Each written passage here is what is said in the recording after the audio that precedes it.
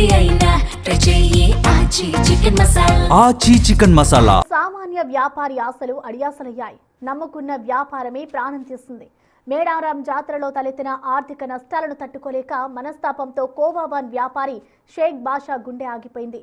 రెక్కాడితే కానీ డొక్కాడని ఆ పేద కుటుంబం ఇప్పుడు వీధిన పడింది.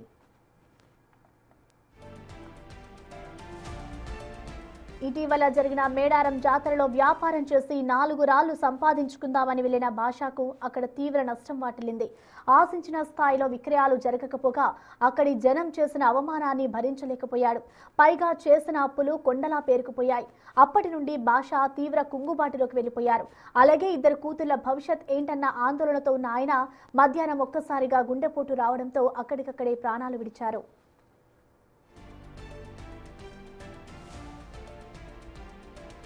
తండ్రిని కోల్పోయిన 2 ఆడపిల్లల రోదనలు అందరినీ కలిచివేస్తున్నాయి. ఇక ప్రభుత్వం తక్షణమే స్పందించి బాషా కుటుంబాన్ని ఆదుకోవాలని స్థానికులు డిమాండ్ చేస్తున్నారు.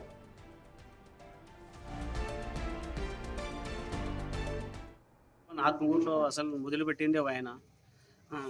ఇది మేడారం జాతరలో జరిగిన ఇష్యూ గురించి ఆలోచించి ఒక 15 రోజుల నుంచి ఆయన అన్నం కూడా తినడం సరిగా మానేసినాడు. దాని గురించే ఇది చేసుకుంటాం. ఆయన నాతో చెప్తుండే ఆయన అది కంతులెంట కట్టాలా, బండ్లు అన్నీ నిలబడిపోయినాయి, షెడ్లో ఉన్నాయి, కబాబన్ వ్యాపారమే నాది ఇదైపోయింది అని చెప్పి నాతో కలుసుకొని చెప్పేవాడు.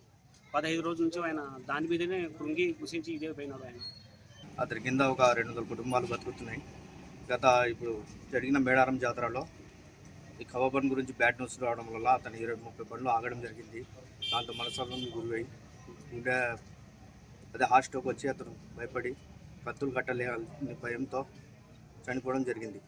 ఈరోజు మధ్యాహ్నము గుండె పగిలి చనిపోవడం జరిగింది. దీనికి మీరు ఏమైనా న్యాయం చేయండి. ఎటు వెళ్తుందో సమాజం తెలియడం లేదు. ఇది చాలా ఇది 15 రోజుల నుంచి 15 ఆటోలు 20 ఆటోల వరకు నిలబడి ఉన్నాయి. అన్నీ దాన్ని ఇది చేసుకొని గుండె పగిలి చనిపోయినాడు. మా అల్లుడే కావాలా వాళ్ళు కూడా ఎటువంటి కల్తీ చేయరు. అందరూ ఒకటే కుటుంబానికి చెందిన వాళ్ళు. ప్రతి ఒక్కరు బాగానే చేస్తారు, బాగానే అమ్ముతారు. దీంట్లో ఎటువంటి కల్తీ అనేది ఉండదండి.